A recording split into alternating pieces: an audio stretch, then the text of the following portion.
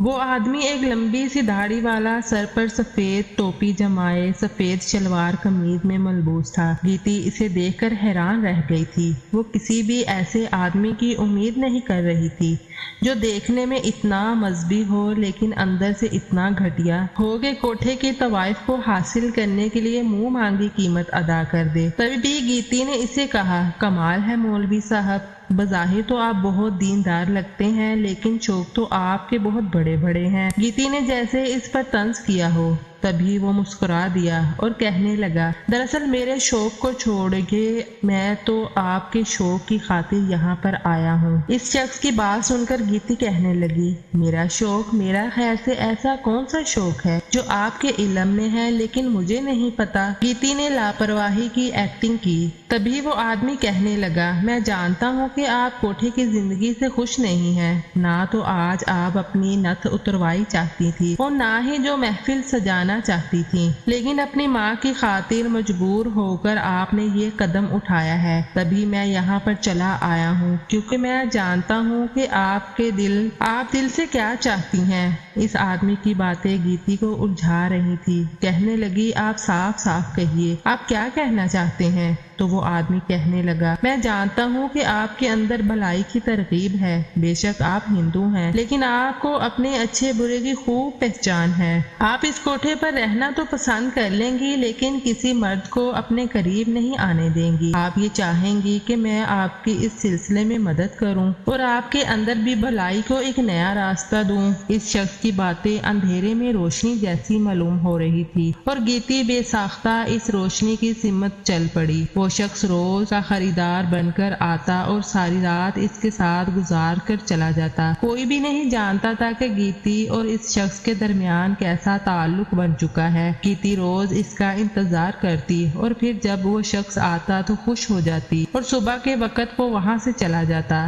گیتی کی ماں اس حوالے سے خوش تھی کہ وہ کام سے لگ چکی ہے، لیکن وہ نہیں جانتی تھی کہ در پردہ ان دونوں کے بیچ کیا چل رہا ہے اور آخر یہ کیسا راز ہے کہ وہی شخص روز گیتی کو حاصل کرنے کے لیے منہ مانگی قیمت ادا کرتا ہے اور گیتی کی بھی اس کے آنے پر جیسے کھل سی جاتی ہے۔ اسی طرح کئی مہینے چلتا رہا۔ گیتی نے کسی اور کو گاہک کے روپ میں قبول ہی نہیں کیا تھا، صرف وہی گاہک آتا اور گیتی کے ساتھ رات گزار کر چلا جاتا۔ حالانکہ ایک دن گیتی کی ماں نے اسے سمجھایا بھی، اگر تم یوں ہی ایک ہی شخص کے ساتھ اپنی زندگی برباد کرو گی تو تم نہ تو طوائفوں کی زندگی گزار سکو گی اور نہ ہی تمہیں شہرت ملے گی۔ اپنی ماں کی بات سن کر گیتی کہنے لگی، اماں آپ چاہتی تھی نا کہ میں کام سے لگ جاؤں، اب لگ تو گئی ہوں، اب آپ خوش ہوں۔ اب میرا ایک گاہک آئے یا 10، مجھے اس سے کوئی سروکار نہیں، مجھے صرف یہی بندہ چاہیے جو روز یہاں پر آتا ہے اور جب تک میرا من نہیں بھرے گا میں تب تک اسے ہی یہاں آنے کی اجازت دوں گی۔ گیتی کے انداز میں بغاوت کی بو نظر آ رہی تھی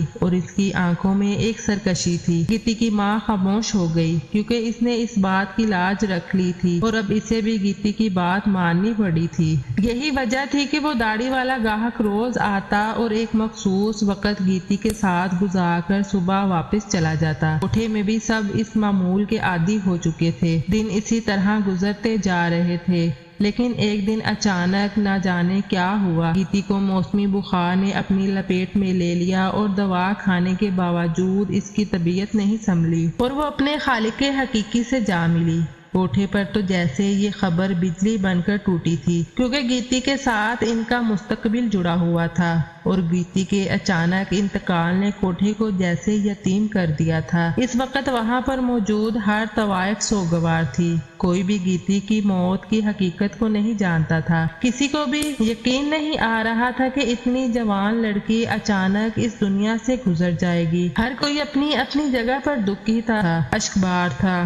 گیتی کی اچانک موت کا کسی کو بھی یقین نہیں ہو رہا تھا۔ یہی وجہ تھی کہ گیتی کی ماں کی حالت نیم دیوانوں جیسی ہو گئی تھی۔ تبھی گیتی کو جب شمشان گھاٹ میں لے جانے کا وقت ہوا تو وہاں پر اس کی چتا کو آگ لگانے کے لیے جب پٹرول ڈالا گیا اور آگ لگائی گئی تو گیتی کی چتا نے آگ ہی نہیں پکڑی۔ یہ بات سب کے لیے ایک معمہ بن گئی اور گیتی کے اس راز کے بارے میں جاننے کے لیے جب طوائفیں واپس کوٹھے پر گئی گئی تو واپس آ کر ایک طوائف نے انکشاف کیا کہ گیتی تو مسلمان ہو چکی تھی۔ وہ داڑھی والا شخص جو اس کے پاس روز آتا تھا وہ گیتی کو روزانہ قرآن کی تعلیم دیتا تھا، نماز کی تعلیم دیتا تھا، اور اسی کے پاس گیتی نے اسلام قبول کیا اور وہ روز اس کو قرآن پاک سکھاتا تھا۔ گیتی نے اسی کے پاس قرآن پاک کا ایک سپارہ بھی حفظ کر لیا تھا، جس کی بدولت اس کے سینے میں قرآن پاک محفوظ تھا۔ تبھی اس کی چتا کو آگ نہیں لگ رہی تھی،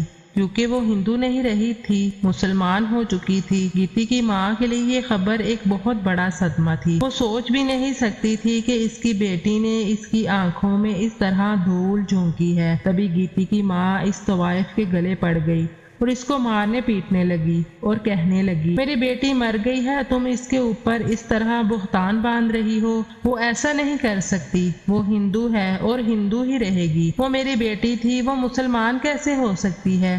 اور پھر طوائفوں کے کوٹھے پر ایک مسلمان آتا بھی تو وہ بلا ایک طوائف کو کیوں مسلمان کرے گا؟ جبکہ وہ طوائف کہنے لگی، میں سچ کہہ رہی ہوں، ایسا ہی ہے، میں نے یہاں سے جا کر کافی لوگوں سے اس بارے میں معلوم کیا تھا کہ آخر گیتی کے اوپر آگ اثر کیوں نہیں کر رہی، لیکن کسی کے پاس بھی اس کا کوئی مناسب جواب نہیں تھا۔ تب ہی مجھے اس داڑھی والے گاہک کا خیال آیا اور میں نے سوچا ایک بار اس سے بھی رابطہ کر کے پوچھتی ہوں کہ آخر ایسا کیوں ہے، ہو سکتا ہے اسے کچھ پتا ہو۔ اور اسی نے یہ انکشاف کیا تھا کہ وہ روز رات کو صرف گیتی کو پڑھانے کے لیے وہاں جاتا تھا اور اسے قرآن پاک کی تعلیم دینے کے لیے گیتی کے ساتھ ہر رات گزارتا تھا۔ گیتی نے ایک رات بھی طوائف والا کام نہیں کیا ہے اور اس نے آج تک کسی مرد کو اپنے قریب نہیں آنے دیا ہے۔ وہ داڑھی والا گاہک بھی اسے پڑھا کر واپس چلا جاتا تھا اور اسی نے ہی اسے مسلمان کیا تھا، جس کی بدولت اس کے اوپر آگ اثر نہیں کر رہی تھی۔ قاری صاحب نے ہی ہمیں کہا ہے کہ گیتی کو جلانے کی بجائے اس کے دفنانے کا انتظام کیا جائے، کیونکہ وہ مسلمان ہے اور اسے مسلمانوں کے طور طریقوں کے مطابق ہی دفنانا پڑے گا۔ اس طوائف کی بات سن کر گیتی آرا کی ماں ایسے زمین پر گر گئی جیسے کچھ بہت بڑا نقصان ہو گیا ہو، اور روتے ہوئے اس نے شکوہ کیا۔ اس نے شکوہ کی نظروں سے گیتی کی میت کی طرف دیکھا اور کہنے لگی، یہ تو نے میرے ساتھ کیا کیا؟ آخر تو کیوں میرے ساتھ اتنا بڑا دھوکہ کرتی رہی؟ میرے پیار محبت میں کس بات کی کمی رہ گئی تھی کہ تو نے یوں اپنی زندگی کو برباد کر دیا؟ کیوں تو نے اپنے لیے گھڑا کھود لیا؟ تو ہندو تھی، تجھے ہندو ہی مرنا تھا، آخر تو نے کیوں مسلمان ہو کر اپنے لیے اذیت اٹھا لی؟ گیتی کی ماں کا تعلق ہندوؤں کی اس نسل سے تھا جہاں پر مسلمانوں کو ہمیشہ غلط سمجھا جاتا تھا اور انہیں لگتا تھا کہ مسلمان ہونا کوئی بہت بڑی اور بری بات ہے، اسی وجہ سے وہ مسلمانوں کو اچھا نہیں سمجھتی تھی۔ یہ تو طوائف ہونے کی وجہ سے انہوں نے کوٹھے تک مسلمانوں کو رسائی دی تھی، ورنہ تو مسلمانوں کو اپنے قریب بھی نہیں بھٹکنے دیتی۔ گیتی کی ماں اسے لعنت ملامت کرتی رہی۔ اسی اثنا میں قاری صاحب بھی شمشان گھاٹ پہنچ چکے تھے اور گیتی کی ماں کو سمجھانے لگے، گیتی نے جو کچھ بھی کیا اللہ کی رضا کو پانے کے لیے کیا ہے، اسی لیے اب اس کی آخری رسومات میں رکاوٹ مت بنے اور مجھے اس کی آخری آرام گاہ تک اسے پہنچانے دے۔ قاری صاحب کی بات سن کر گیتی کی ماں خاموش ہو گئی، کیونکہ اب تو جو ہونا تھا وہ ہو چکا، گیتی اس دنیا سے ویسے ہی گزر چکی ہے۔ تبھی اس نے قاری صاحب کو اجازت دے دی وہ گیتی کو دفنا دیں۔ قاری صاحب نے اس کا جنازہ پڑھایا اور پھر اسے مسلمانوں کے قبرستان میں اسی شان و شوکت سے دفنا دیا جس طریقے سے مسلمان کرتے ہیں۔ لیکن گیتی کی ماں کے دل میں یہ بات بیٹھ چکی تھی کہ اس کی بیٹی ہندوؤں کو اچھا نہیں سمجھتی تھی اور مسلمانوں میں دلچسپی رکھتی تھی۔ گیتی کے مرنے کے بعد بہت سارے لوگوں نے بہت باتیں کی، کوئی کہتا کہ گیتی نے بھگوان کی نافرمانی کی تھی اسی لیے آگ اسے چھو نہیں رہی تھی، تو کوئی کہتا کہ گیتی نے مسلمان ہونے کی غلطی کر لی اسی وجہ سے بھگوان اسے قبول نہیں کر رہا، لیکن کوئی بھی اس بات کی طرف نہیں آتا تھا کہ گیتی چونکہ مسلمان ہو چکی تھی اس لیے اس کے اوپر آگ اثر نہیں کر رہی تھی، وہ مسلمان ہونے کے ناطے دفن ہونے کا حق رکھتی تھی، یہی وجہ تھی کہ اسے جلایا نہیں جا سکا۔ گیتی کی ماں اب گیتی کی زندگی کی روشنی میں اپنے مستقبل کا فیصلہ کرنے لگی۔ لگی۔ اس نے بھی اب مسلمانوں کے بارے میں مطالعہ کرنا پڑھنا شروع کر دیا۔ طوائفوں والا کام تو وہ بہت پہلے چھوڑ چکی تھی، کیونکہ بیٹی کے مرنے کے بعد اس کی جسمانی حالت بھی کافی متاثر تھی اور ذہنی حالت تو بہت ہی زیادہ خراب چل رہی تھی۔ لیکن اب کچھ عرصہ یوں ہی گزر چکا تھا اور وہ پہلے سے کافی سنبھل چکی تھی۔ اب اس نے بھی انہی قاری صاحب سے قرآن پاک کی تعلیم حاصل کرنا شروع کر دی اور آہستہ آہستہ اس کی دلچسپی بڑھتی گئی۔ اس نے بھی اسلام قبول کر لیا اور اب خود بھی 5 وقت کی نماز پڑھتی۔ اس کوٹھے سے اس نے ہمیشہ کے لیے نجات حاصل کر لی تھی اور اب ایک گمنام سے محلے میں ایک چھوٹا سا کمرہ کرائے پر لے کر وہاں رہنے لگی تھی۔ وہاں پر وہ اپنی مرضی کی زندگی گزار رہی تھی۔ اس نے تو سمجھ لیا تھا کہ اس کی فلاح کس میں ہے، کامیابی کس میں ہے۔ وہ جان چکی تھی کہ اس کی بیٹی نے آخر مسلمان ہونے کا فیصلہ کیوں کیا۔ اسے اب صحیح معنوں میں اس بات کی سمجھ آ گئی تھی۔